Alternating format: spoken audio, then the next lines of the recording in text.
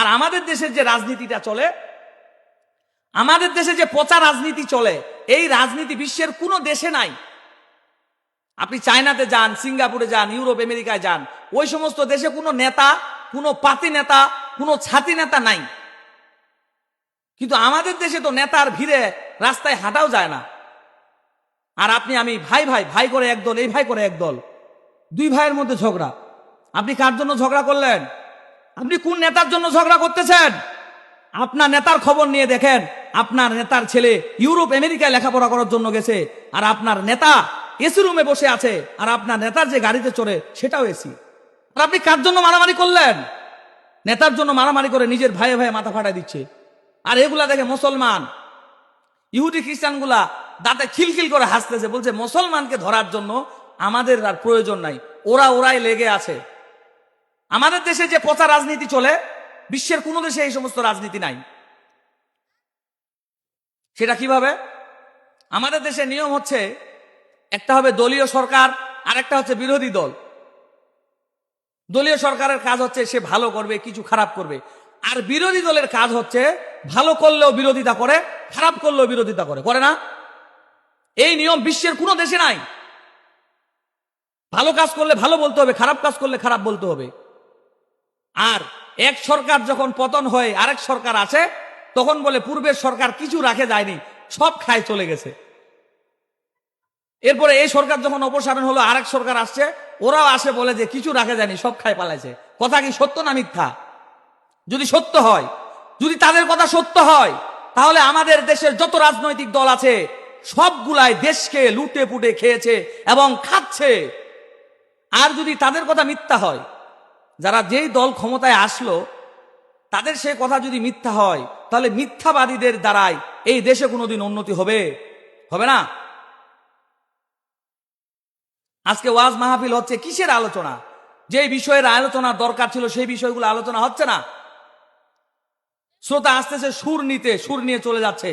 বক্তা আসতেছে দুই চারটা মিডিয়া নিয়ে, মিডিয়া অনুযায়ী কথাবার্তা বলে, এমন কথা বলতে হবে যে কথাটা দিলে ইউটিউবে ভিউজ বেশি হয়। আজকে বক্তাদের এই অবস্থা। আর যেই বক্তা 70,000, 80,000, 90,000 টাকা নিয়ে ওয়াজ করতে আসে, সেই বক্তার দ্বারা কোনোদিন হেদায়েত হবে না। আমি লুৎফর রহমান বলে গেলাম এখানে জামালপুরে। আল্লাহ নবী কয় টাকা নিয়েছিল? আল্লাহ নবী দিনের দাওয়াত দিতে গিয়ে তিনার দান মোবারক শহীদ করেছেন। তিনার মাথার মধ্যে হেলমেট ঢুকে গেছিল, শিরস্ত্রাণ, দিনের জন্য সবকিছু তিনি কুরবান করে দিয়েছিলেন। তিনি কয় টাকা নিয়েছিলেন?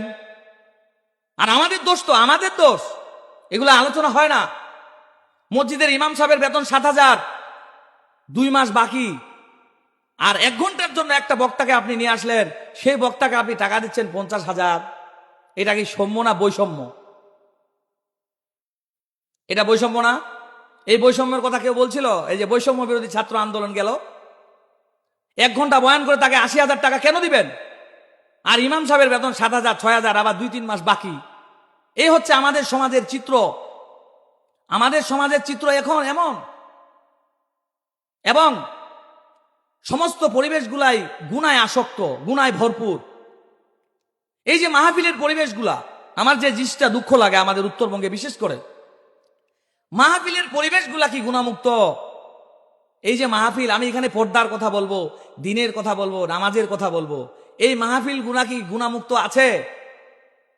মাহফিলকে কেন্দ্র করে দোকানপাট আসে, আর সেই দোকানের মধ্যে লেগে যায় মেলা। সেখানে ছেলে যায়, নারীরা যায়, পুরুষ যায়, অবাধ মিলামিশা হয়। গুনাহ হচ্ছে না? এবার বলেন তো, এই গুনার জন্য দায়ী কে? বলতে পারবেন দায়ী কে? মাহফিল কমিটি। আপনারা যদি পরিবেশ ঠিক করতে না পারেন, গুনাহমুক্ত পরিবেশ করতে না পারেন, তাহলে মাহফিল করার আপনার দরকার নাই। আপনি মাহফিল করছেন বিধায় না ছেলে মেয়েগুলো এখানে এক জায়গায় এসেছে। এগুলা ইনশাল্লাহ আমি স্বেচ্ছাসেবক ভাইদেরকে বলেছিলাম, আপনারা কন্ট্রোল করবেন, বিষয়টা একটু দেখবেন। এবং আমাদের সমাজে অশ্লীলতা কি পর্যায়ে চলে গেছে একটু লক্ষ্য করেন। এই যে বিয়ে যে হয়, সাধারণ একটা বিয়ে, এই বিয়ের মধ্যে তো প্রায় বিয়ের মধ্যে গান বাজনা হচ্ছে না? পবিত্র একটা বিয়ে, আল্লাহ রসুলের সুন্নত এবং ওয়াজিব, সেই বিয়ে পবিত্র বিধানকে আমরা গান বাদ্য বাজনা দিয়ে এই বিয়েটাকে আমরা নষ্ট করে ফেললাম, একটা হারাম জিনিস ঢুকাই দিলাম। আর বিয়ের মধ্যে নিয়ম আমাদের উত্তরবঙ্গের আজীব আজীব নিয়ম। বরযাত্রী বলছে 100 জন, গেছে 200 জন, খাবার শর্ট পড়বে না। এখন যখন খাবার শর্ট পড়ছে, ছেলে পক্ষ এবং মেয়ে পক্ষ প্রথম দিনেই মারামারি। বিবাহ বন্ধন হয়েছে, তাদের আত্মীয়তার সম্পর্ক বাড়বে, ভালোবাসার সম্পর্ক হবে, কিন্তু বিয়ের প্রথম দিনে তো মারামারি লেগে গেল খাবার নিয়ে। বরযাত্রী যারা খান, ফতোয়াটা দিব নাকি? বরযাত্রী খাওয়া জায়েজ নাই। বরযাত্রী যারা খাবেন, কনের বাপ মেয়ের বাপ যদি বলে যে বাবা এতজন আসো সহি সালামতে ভালো, তাহলে ঠিক আছে। যদি জোর করে যান তাহলে এই বরযাত্রী খাওয়া জায়েজ হবে না। উত্তরবঙ্গে আসার পরে আমি বরযাত্রী খাওয়া একেবারে বাদ দিয়ে দিয়েছি, আলহামদুলিল্লাহ। এই বরযাত্রীগুলো খাওয়া জায়েজ নেই।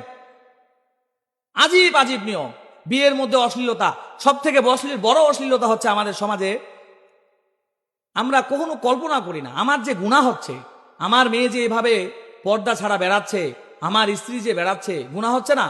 গুনাহ তো আমার হচ্ছে।